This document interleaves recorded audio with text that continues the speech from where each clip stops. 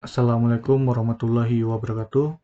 Selamat datang di praktikum kedua pembelajaran mesin, di mana kita akan membahas tentang regresi linier. Regresi merupakan salah satu metode supervised learning yang mencari kolerasi atau hubungan antara satu atau beberapa variabel dengan variabel target. Pada regresi, variabel target dimodelkan sebagai fungsi matematika dari variabel-variabel yang diketahui.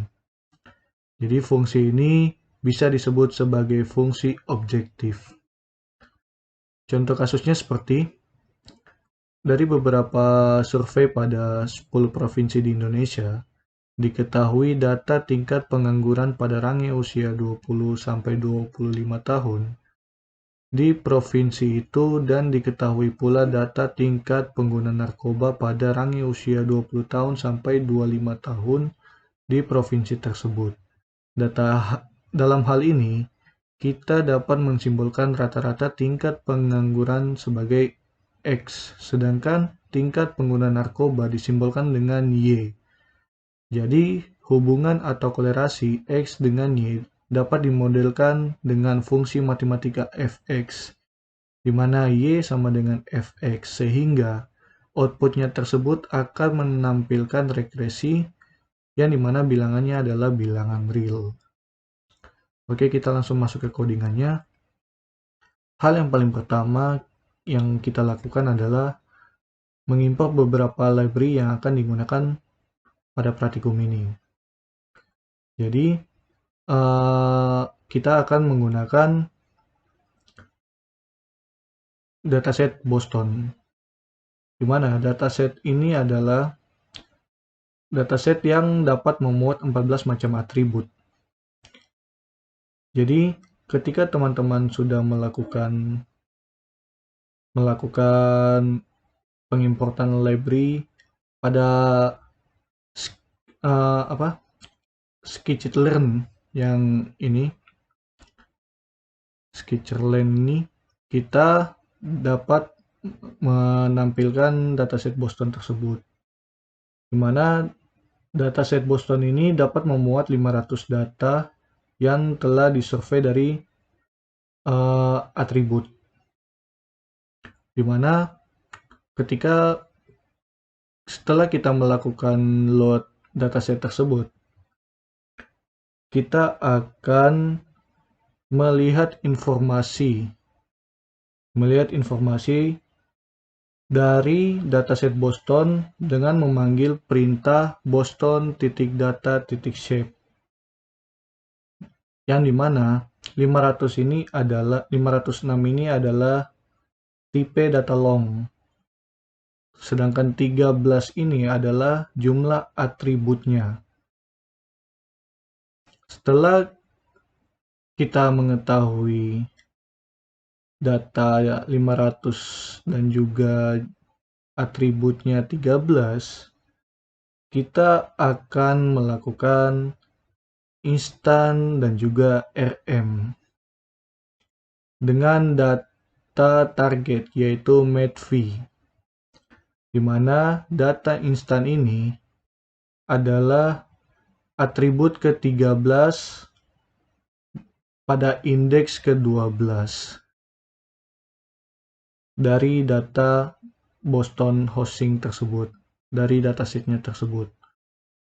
Sedangkan RM adalah atribut ke-6 pada indeks ke-5 dari dataset Boston tersebut, di mana dataset ini yang instan ini akan menunjukkan populasi dengan status rendah, sedangkan RM merupakan data rata-rata kamar yang ditempatin pada kota Boston tersebut, yang ada di 506 titik yang dijadikan sampel.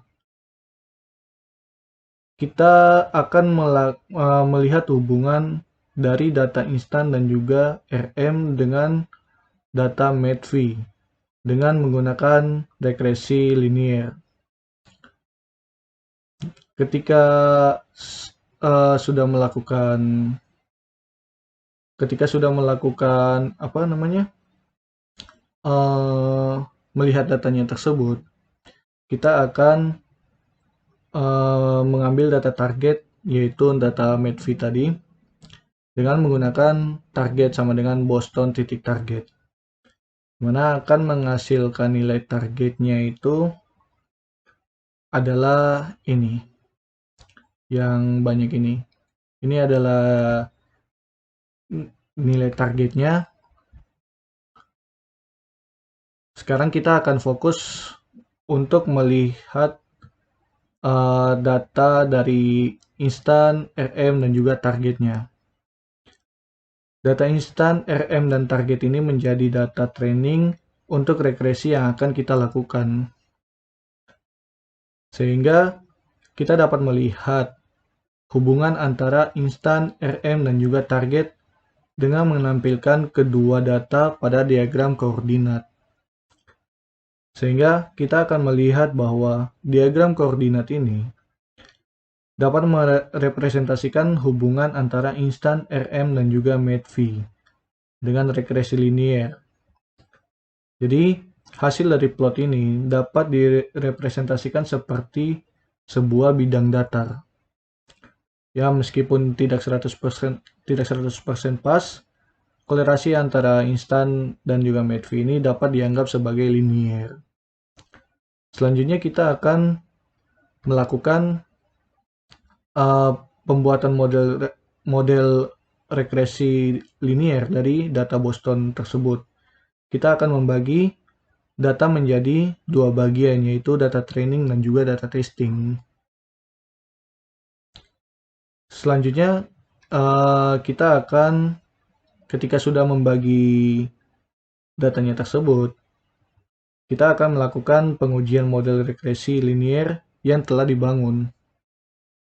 Jadi caranya itu dengan menghitung RMSE atau root mean square, di mana dari hasil prediksi tersebut data testing ini dapat dihitung menjadi hasil prediksi dan juga nilai target yang seharusnya dari data testing tersebut. Jadi hasilnya adalah 5,52. Nilai ini semakin mendekati 0, maka semakin lebih baik. Jadi nilai RMSE yang telah kita peroleh ini sebenarnya masih belum terlalu baik. Ya, bisa jadi karena datanya yang digunakan ini masih terlalu sedikit gitu. Kemudian kita akan melakukan prediksi pada suatu nilai dari regresi linear tersebut. Kita akan menggunakan fungsi predik.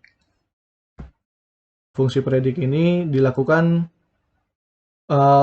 untuk nilai-nilai instan dan juga nilai RM. Nilai instan itu adalah 10.55. Sedangkan nilai RM ini 4.36. Jadi hasilnya adalah 4,4.07. Ya, mungkin itu saja dari saya. Terima kasih. Sekian atas asisten. Saya ucapkan selamat mengerjakan pretest dan juga post-test. Terima kasih sudah hadir untuk melihat praktikum kedua yang dimana kita membahas tentang regresi linier. Baik, sekian dari saya. Terima kasih. Saya akhiri. Wabillahi taufiq wal hidayah. Wassalamualaikum warahmatullahi wabarakatuh.